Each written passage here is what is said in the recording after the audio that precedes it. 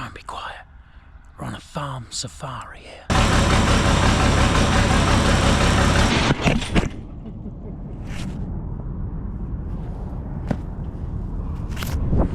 Hi, what are you doing down there? So we've got a wet day with rain. So it rained last night, this morning looked good. Burning it off nicely. I thought we were going to crack on here, get back on with harvesting. But no, it's wet again. So I've been down to M5 this morning in Bourne. And I've got another fire extinguisher. You can never have enough fire extinguishers. We had a bit of a scare a couple of weeks ago with the New Holland, a little fire underneath the cab. So just makes you think, has every machine got one on? And if not, let's get one on. So I've got this 20 litre water one. Pretty good. I know it's not much, but it's a start. All fires start small. So because it's a wet day, we're going to finish off getting the grain stores ready. Currently got this Arctic trailer in here. It's got a broken spring on it. We're hoping to get that fixed. Sort of run out of time, but if we get time, if we get some more showers, we'll probably get some time to jump on it and fix it. But for now, I want to get it moved out, get the grain stores all ready, so when we do go again, we go and we can crack on. So Archie's just getting the tyre on there. Then we've got to move the Allis Chalmers. It's got a bit of a flat tyre. We'll get that pumped up and get it moved out and get all swept and cleaned out. So when the weather's right, we can go. Right, so this is our Allis Chalmers 605. She's an absolute beast. You think back to a time before teleporters, and we just had nothing. You had little loaders on the front end of tractors. You had absolutely nothing. Loading grain was so slow. It was all done with little buckets or augers. Moving fertilizer bags, moving salt, moving anything was just so much hard work. So this was incredible to have on the farm. Absolute massive help. And now it doesn't do much. We get it out on high days and holidays, use it for a little bit of moving some soil about and things like that. I've actually got a job for it this summer, if I get time, moving a load of soil. So we should get it out and use it in anger, use it what it's meant for. So, but for now, just need to move it out of the grain store and get it around into our tractor shed. So let's get it started. Let's see the smoke. As you can see in the cab, we have got the door for this. It is just the height of technology. It's got everything you need. 2 levers and a steering wheel. Oh no, three levers, count the gearbox. Incredible. So, to start it, it does have a slight addiction to this. So we do need that to get it going. We need to be quite careful with it though, that it doesn't take in too much and we end up blowing the engine up, basically.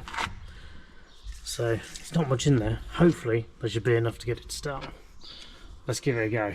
So turn the ignition on and then use the lever, forwards and reverse lever. We lift it up to start the engine turning over. Hopefully, he says.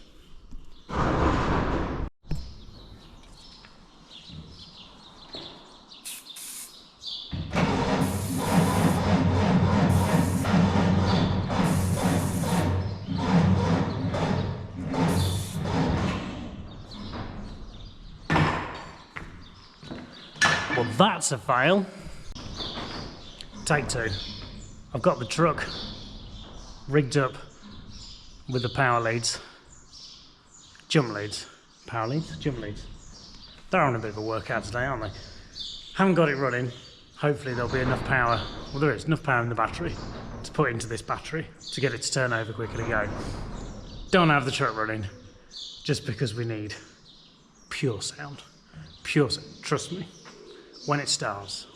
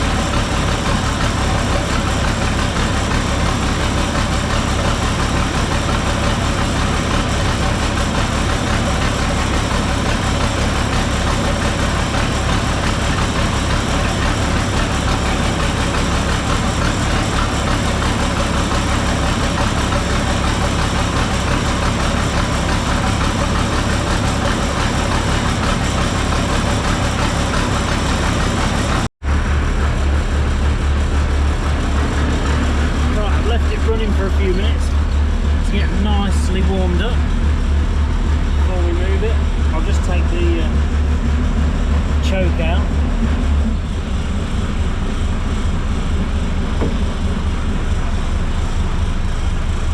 Probably need to clean that window because I can't see a thing where we're going, and the problem is if you hit something with this, we're just going to go through it. You know, none of this going round it, go under it, go over it. We're going through it.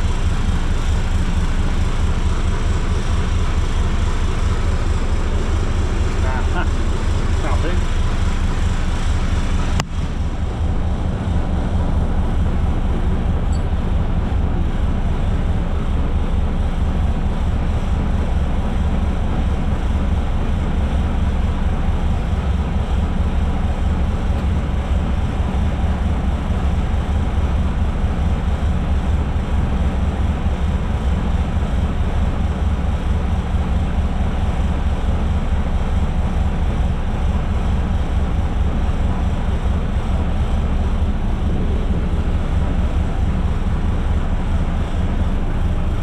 What an incredible job I made of that. You can find me at all the best car washes. Right. Very simple. Up, down, tilt the bucket, curl the bucket back round. Easy.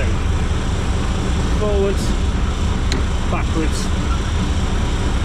See, we've got a high forwards. We won't be needing that today.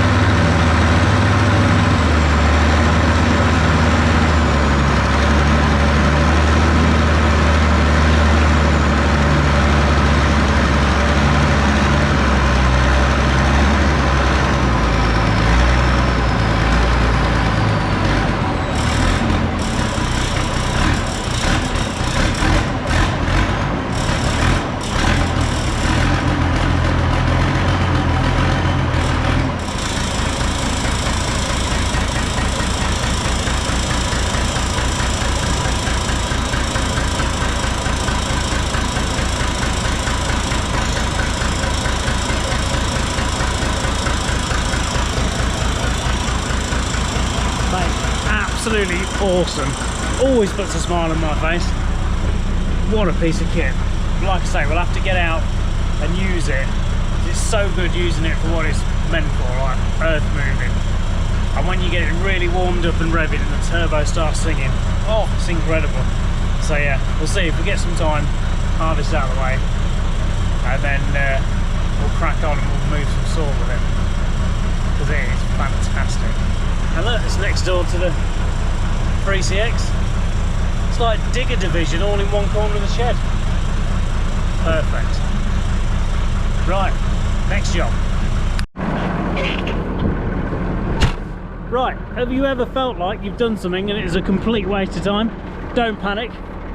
We've all been there, but today especially. So I came down here and I raked the straw yesterday because as it came out the back of the combine it just got blown everywhere. The wind has not let up at all, and it's now just blown everywhere again. So I think we're just going to have to crack on and do it, because unless I can get someone to run a rake straight in front of the tractor. But the problem is you don't pick all the straw up and it just makes an issue for the next job, and it just doesn't leave it very nice and tidy. Just a bit of a pain, but we'll see. We'll make a start and we'll see how bad it looks. So we've got the conventional baler on. Bales are small bales, the ones you can pick up, unless I make them really heavy and they're a bit difficult to pick up. We don't make them heavy anymore. We used to do loads and try and get to about 40 to a ton, but now we just make them so they're nice and easy to handle, but still pack a good bit in. So this is a bit of a strange baler in terms of how it's designed. Years ago, your design was that the pickup was always on the outside, and this is just like a smaller, large baler, just sort of shrunk it. So it follows the tractor, which is really nice, follows behind. It's a Massey Ferguson 1840. Good baler, good in design, good in idea. Probably not put together extremely well. A lot of issues with broken components and parts, but we're getting on a lot better now. We're not trying to pack the weight in, but yeah, it couldn't stand the large pressure. And then we've got the Cook's flat 8 bale sledge on the back. You don't want to be picking them up and handling them all. Got too much to do to be doing that. We want to be able to grab them, put them on the trailer, strap it down, take it back to the yard, grab it, put it in the shed without touching any of them. So that's the plan. We'll crack on and get some made.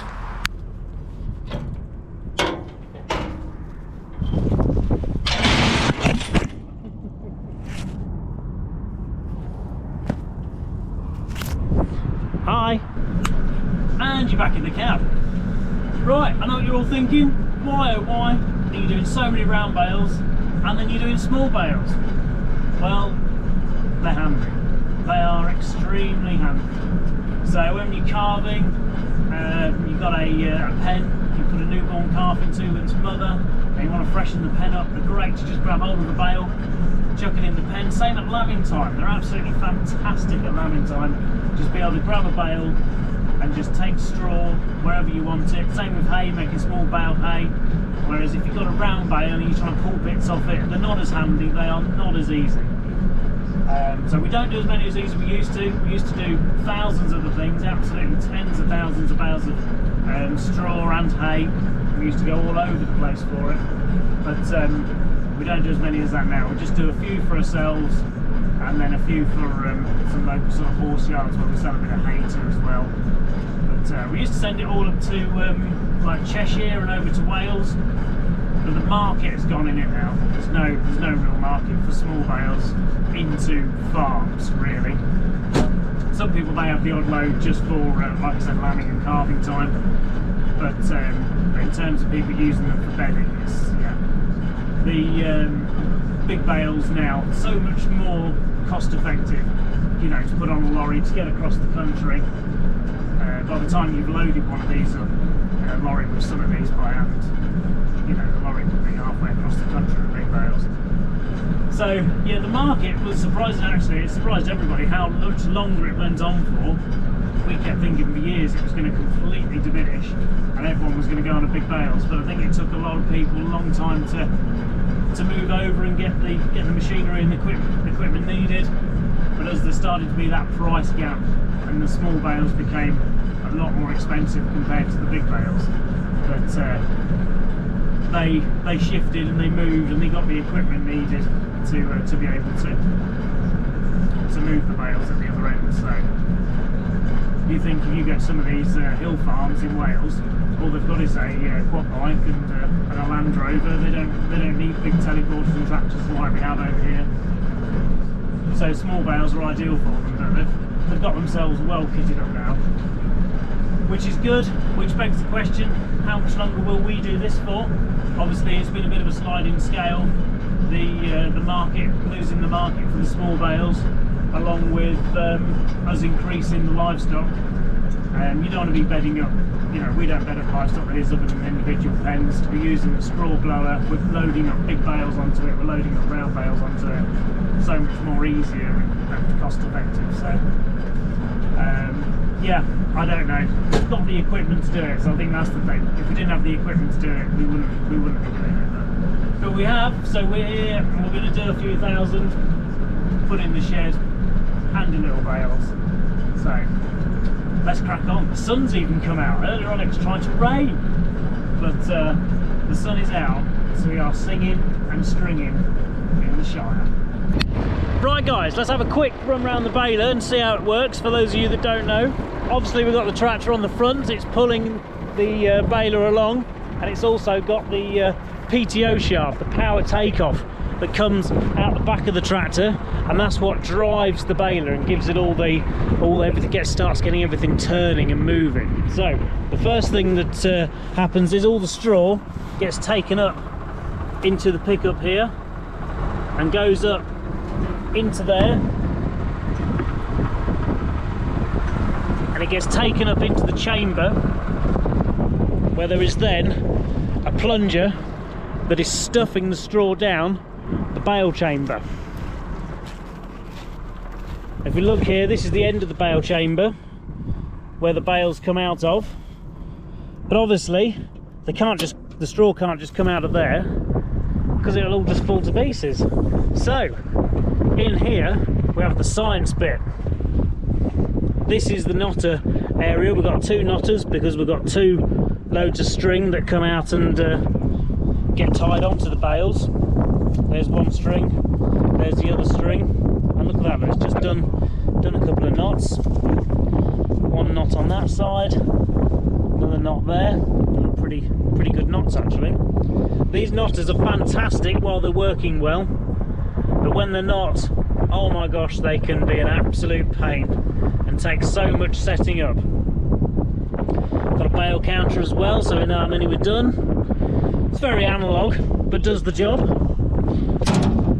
The string is kept in string boxes. You have one either side, one on your left hand side for your left and one on your right hand side, so you have to make sure they're tied together properly. You just do a standard reef knot and you can fill it up so you can hold 5 balls of string in here, which will keep you going for a good day. As we move to the back, the bales come out here and they go into the bale sledge. It puts 2 in that side, and then a lever gets pulled to put 2 then into this side, and then 4 come through into the back. And then when the next 4 coming through into the back, I'm checking in my wing mirrors all the time. When I can see there's 8 bales in there, I then use a hydraulic lever in the cab, which works a hydraulic ram to open the back door. Fantastic. And then we just have flat 8 bales everywhere that we can come along and pick them up with a grab. There's the this side string box. That's tied up as well, which is good, because if it isn't, you soon know about it and you end up with bales that aren't tied. And over on this side we have got the pressure. So if you want really heavy bales, we can turn the pressure up and the pressure gauge go up and up and up. If you want them a bit lighter, we turn it down, and that works a ram that's on the back here. And the last baler we had on the class baler used to be able to have handles, and you'd wind and wind and wind to put the pressure on. But this one we just use a ram, which is pretty good. So yeah, in a nutshell, that is how the baler works. It's like all this machinery, it's absolutely fantastic, but you do not want to be anywhere near it while it's working. It's all very grabby. So yeah, let's get back in the cab and push on.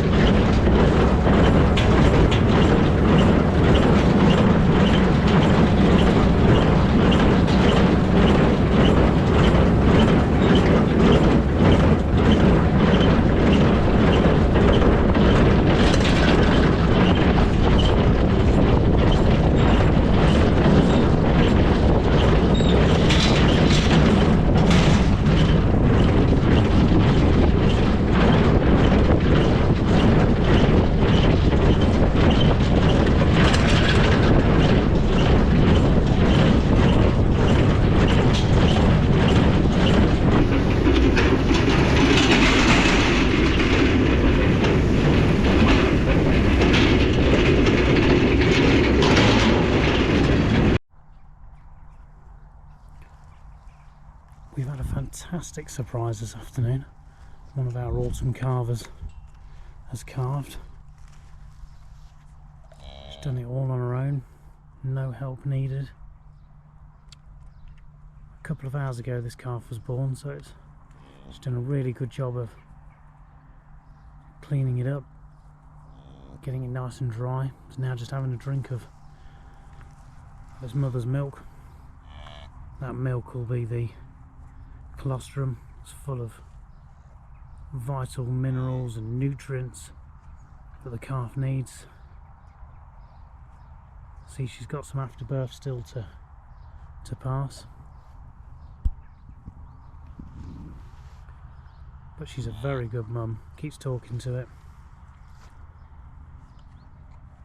and she's standing there very patiently while it suckles. And sometimes it can tickle a little bit and they can be a little bit kicky to start with, but she is fantastic. A little bit wary of me, which is absolutely fine and great, how it should be.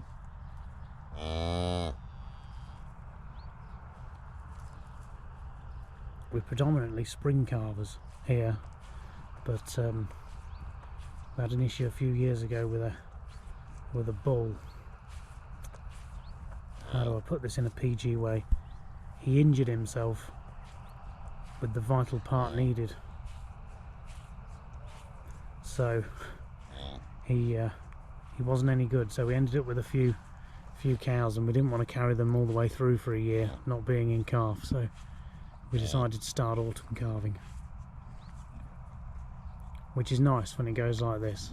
But obviously we're busy harvesting and things. You don't always have the time to check them all the time and to make sure that they're not going, it's all going okay. So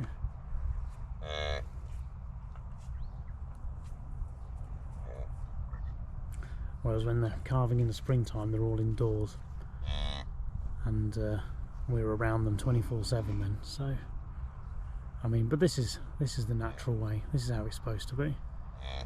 So I think you sometimes just better to leave them alone and let them get on with it. Young legs, tired now. Had a drink, gonna have a rest. Fantastic. That's a great end to the day. Well done, Mum.